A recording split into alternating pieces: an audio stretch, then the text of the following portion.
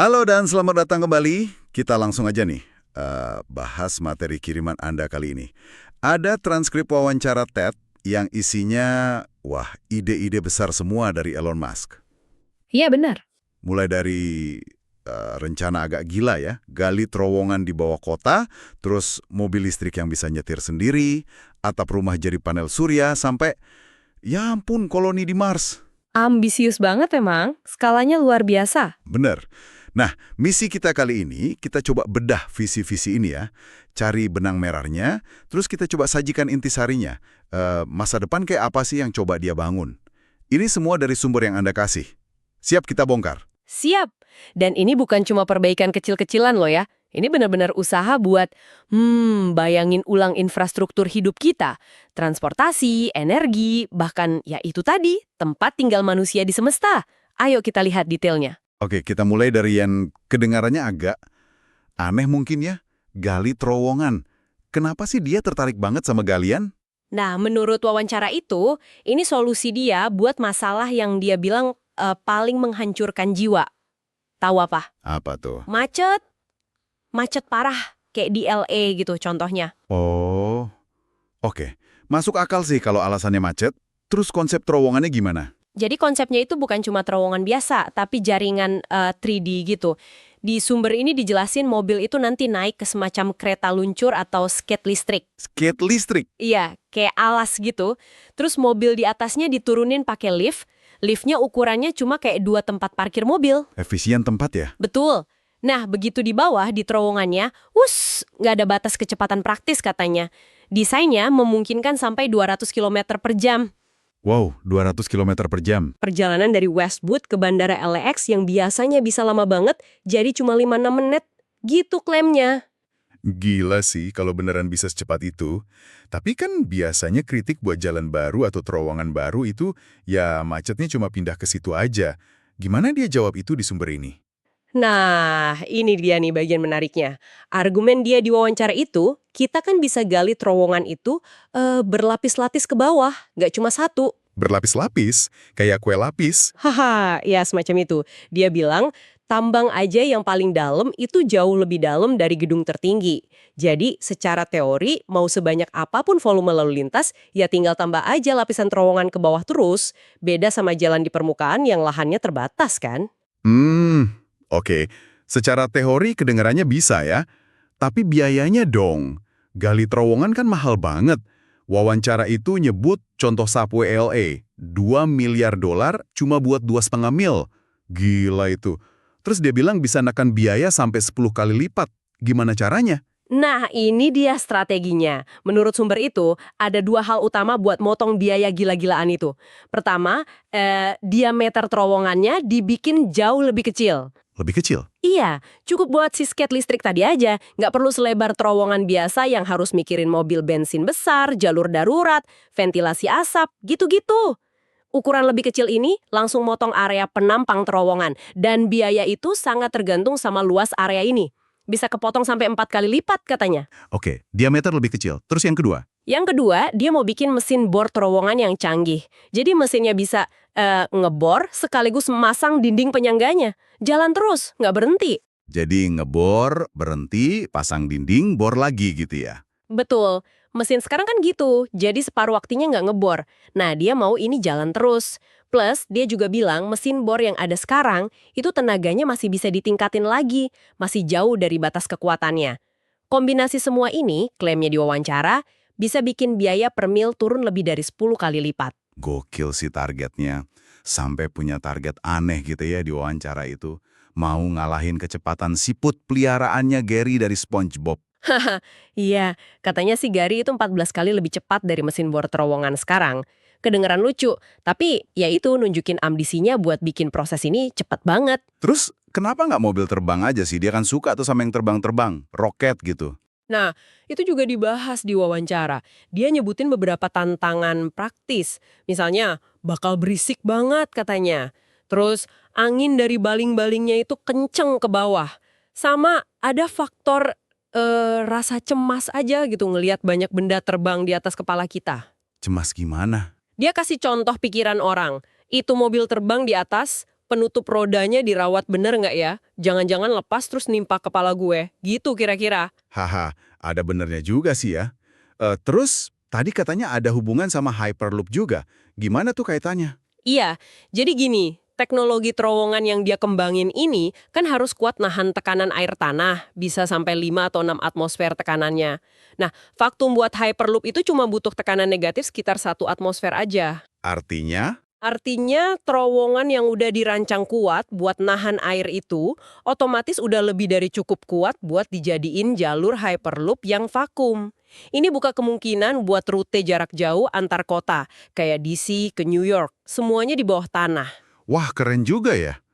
Terus katanya, kalau digali cukup dalam, nggak bakal kerasa di permukaan. Iya, katanya gitu. Kalau dalamnya udah 3-4 kali diameter terowongan, getarannya udah nggak kerasa di atas. Bumi itu peredam getaran yang bagus banget katanya. Yang bikin kaget juga dari wawancara itu, proyek segede ini awalnya cuma kerjaan iseng ya. Cuma makan waktu dia 2-3%, dikerjain anak magang sama staf paruh waktu pakai mesin bekas pula. Betul. Kadang ide besar emang mulai dari situ ya. Dan ini jadi nyambung nih ke visinya soal transportasi di permukaan. Nah, pas banget. Kita pindah ke Tesla yuk. Tadi kan disebut ada kaitan antara terowongan sama mobil listrik otonom. Gimana tuh penjelasannya di wawancara? Gini, logikanya menurut dia, kalau mobil udah bisa nyetir sendiri sepenuhnya, terus bisa dipakai bareng-bareng, kayak jadi robotaxi gitu. Shared autonomy itu ya? Ya, shared autonomy. Nah, biaya per perjalanan per orang itu bisa jadi lebih murah daripada naik bus. Akibatnya apa? Orang jadi makin banyak pakai mobil. Tepat, jalanan makin penuh, macet makin parah. Nah, makanya solusi terowongan tadi jadi makin penting, gitu argumennya. Oh, jadi justru mobil otonom malah bisa bikin macet, makanya perlu terowongan.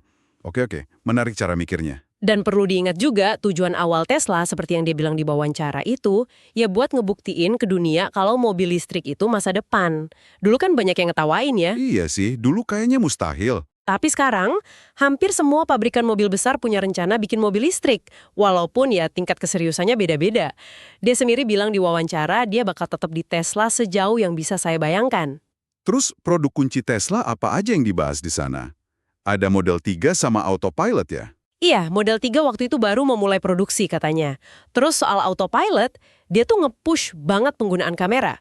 Kamera optik pasif, kayak mata manusia, plus radar buat pelengkap aja. Kenapa kamera? Bukan LiDAR. Keyakinan dia, yang tertuang di sumber itu, kalau masalah computer vision, penglihatan komputer, ini bisa dipecahkan, ya masalah otonomi mobil juga beres. Dia bahkan percaya banget, cuma pakai kamera aja, mobil bisa 10 kali lebih aman dibanding disetir manusia. Ambisius banget ya. Targetnya waktu wawancara itu tahun 2017 kan gila banget. Akhir tahun itu mobil Tesla bisa jalan dari LA ke New York sendirian, tanpa disentuh sopir sama sekali. Betul. Dan bukan cuma buat satu rute itu aja, sistemnya harus bisa belajar dan adaptasi ke rute manapun secara dinamis. Terus kapan kira-kira kita beneran bisa tidur di mobil pas perjalanan jauh? Perkiraan dia waktu itu gimana? Perkiraannya waktu itu mungkin sekitar 2 tahun lagi dari momen wawancara. Tapi kuncinya, kata dia, bukan cuma soal mencapai keandalan 99,9%. Harus jauh, jauh lebih baik dari itu. Kenapa gitu? Karena keselamatan itu kan sifatnya probabilitas ya. Nggak pernah ada jaminan nol risiko, bahkan kalau manusia yang nyetir.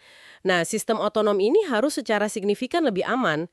Dia kasih gambaran, tingkat amannya itu sampai di level di mana kemungkinan kecelakaan fatal dalam 1000 kali masa hidup manusia itu kecil banget.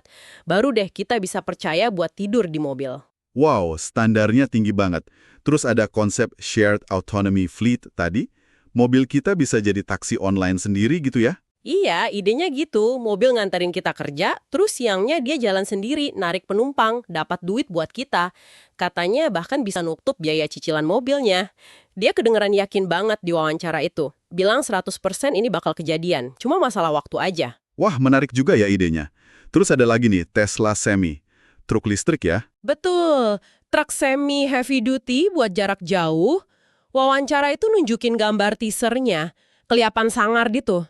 Klaimnya di sana truk ini torsinya ngalahin truk diesel manapun. Segitunya? Dia bahkan bilang kalau diadu tarik tambang, Tesla Semi ini bisa narik truk diesel pas lagi nanjak. Terus rasanya pas dikendarai katanya gesit kayak mobil sport. Loh, truk segede itu bisa gesit Karena torsi motor listrik kan instan, terus nggak perlu ganti-ganti gigi, cuma satu kecepatan aja.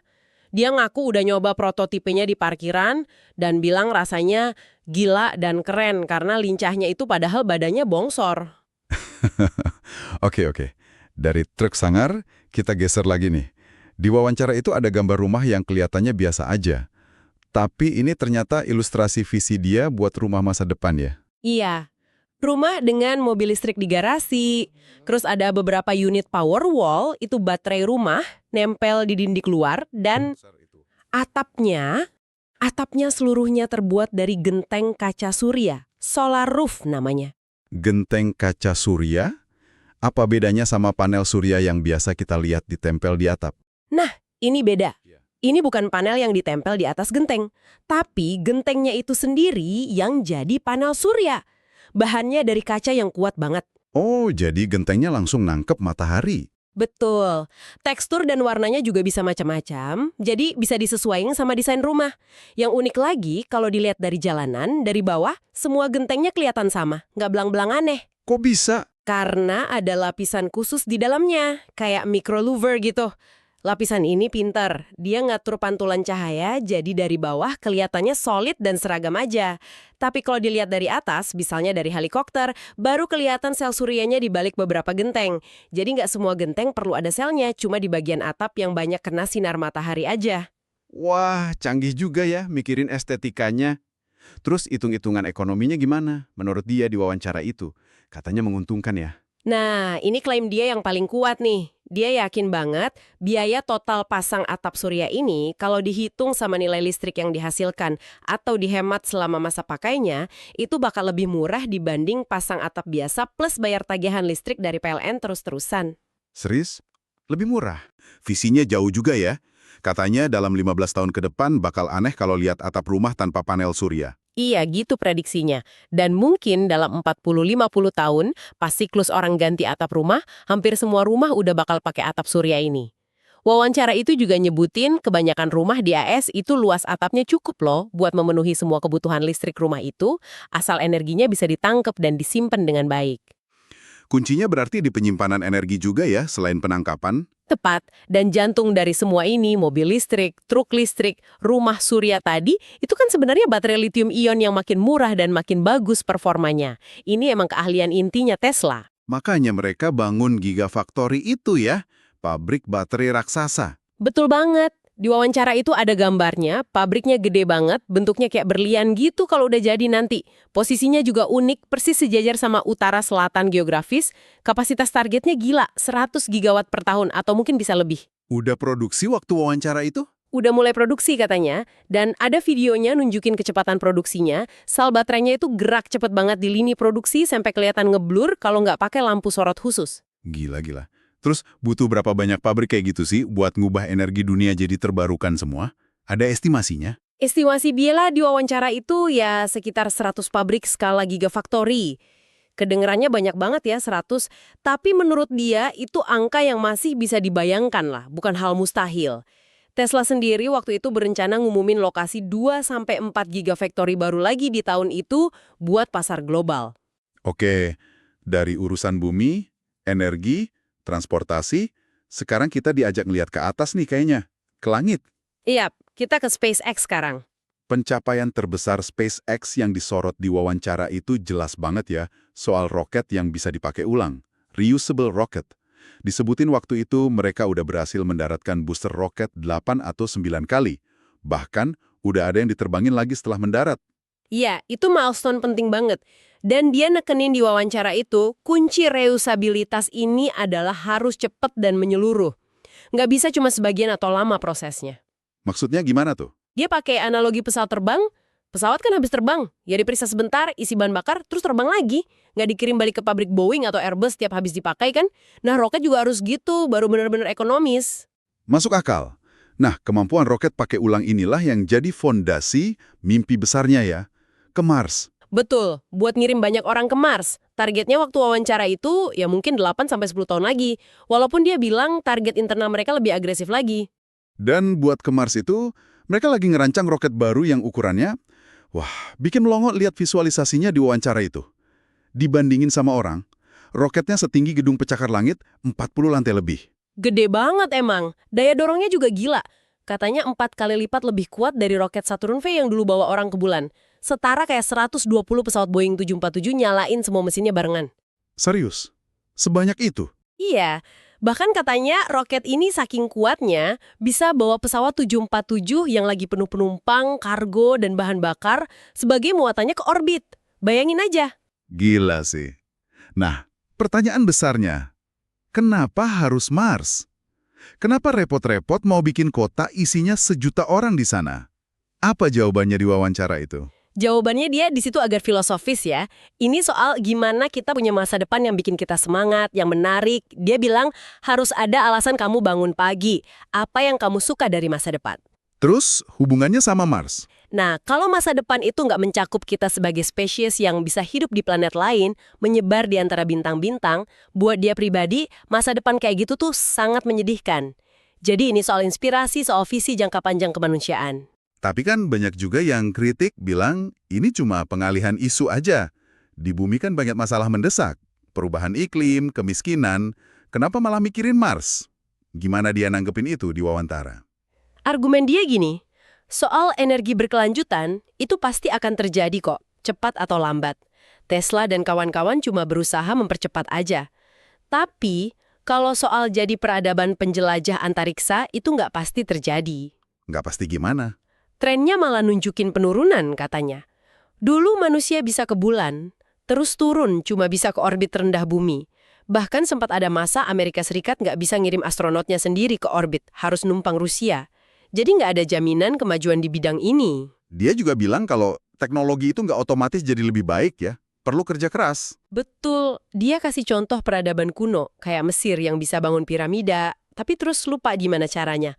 Atau Romawi yang punya teknologi akuaduk canggih, terus teknologinya sempat hilang juga. Ini kayak peringatan, kalau kita nggak terus berusaha mendorong batas, kemajuan itu bisa mundur lagi. Jadi argumennya gitu ya? Oh ya, wawancara ini kan juga nyebut sedikit soal keterlibatan dia waktu itu di Dewan Penasehat Presiden AS. Waktu itu pemerintahannya kan agak skeptis ya soal perubahan iklim. Gimana posisi dia? Iya, disinggung sedikit. Kita sampaikan aja ya sesuai sumber, secara netral. Dia menyatakan di wawancara itu kalau dia memanfaatkan pertemuan-pertemuan Dewan itu buat menyuarakan argumen yang justru mendukung aksi iklim. Juga soal isu imigrasi. Jadi dia coba mempengaruhi dari dalam gitu. Menurut dia sih gitu. Kehadirannya di sana setidaknya memastikan isu-isu penting itu tetap dibicarakan di level tertinggi, meskipun ya hasilnya nggak bisa dia jamin juga. Itu klaimnya di sumber. Oke. Nah, di bagian akhir wawancara itu ada sorotan menarik soal motivasi gandanya Musk. Apa tuh maksudnya? Iya, jadi kayak ada dua dorongan gitu dalam dirinya. Di satu sisi, jelas ada keinginan buat bekerja demi kebaikan umat manusia jangka panjang. Itu yang sering diomongin kan? Iya. Terus sisi lainnya? Sisi lainnya ada juga keinginan kuat buat ngelakuin sesuatu yang ya simpelnya keren, menarik, dan menginspirasi. Mobil listrik tuh harus kelihatan seksi, bukan cuma efisien. Atap surya harus kelihatan indah, nggak ngerusak pemandangan. Eksplorasi Mars harus bikin kita semua kagum dan termotivasi. Jadi nggak cuma soal fungsi, tapi juga soal rasa dan inspirasi ya? Tepat. Dia bilang di situ nilai keindahan dan inspirasi itu sangat diremehkan. Jadi dua hal itu jalan bareng buat dia. Oke. Jadi kalau kita rangkum nih dari terowongan di bawah tanah LS sampai mimpi bangun kota di Mars, kita udah coba kupas ya visi masa depan yang gila-gilaan ambisiusnya, dan ternyata saling terkait ini. Semua dari sumber wawancara yang Anda berikan. Dan semuanya kayaknya bertumpu pada kemajuan teknologi inti ya, kayak baterai sama roket yang bisa dipakai ulang. Betul. Dan semuanya itu didorong sama keyakinan kuat bahwa kita tuh harus aktif ngebangun masa depan yang kita pengenin. Bukan cuma pasrah nunggu. Masa depan yang berkelanjutan, iya, tapi juga yang bikin kita semangat ngejalaninnya. Mengutip kata-kata dia di akhir wawancara itu, dia bilang dia nggak nyoba jadi pahlawan atau penyelamat gitu. Saya hanya mencoba memikirkan masa depan dan tidak merasa sedih, gitu katanya. Dalam juga ya maknanya. Nah, ini mungkin ninggalin satu pertanyaan buat kita semua renungkan nih. Melihat skala ambisi yang gede banget ini, terus semua proyeknya saling terkait, terowongan, mobil otonom, energi surya, koloni Mars, kira-kira tantangan terbesar yang mungkin nggak banyak dibahas dalam mewujudkan semua ini secara bersamaan itu apa ya? Apakah fakta bahwa visi sebesar dan sekompleks ini kayaknya sangat bergantung pada satu figur sentral, Elon Musk, dan eksekusi oleh grup perusahaannya, itu justru jadi resiko sendiri buat terwujudnya masa depan ini. Sesuatu buat Anda pikirkan lebih lanjut. Terima kasih sudah menyimak kajian mendalam kita kali ini.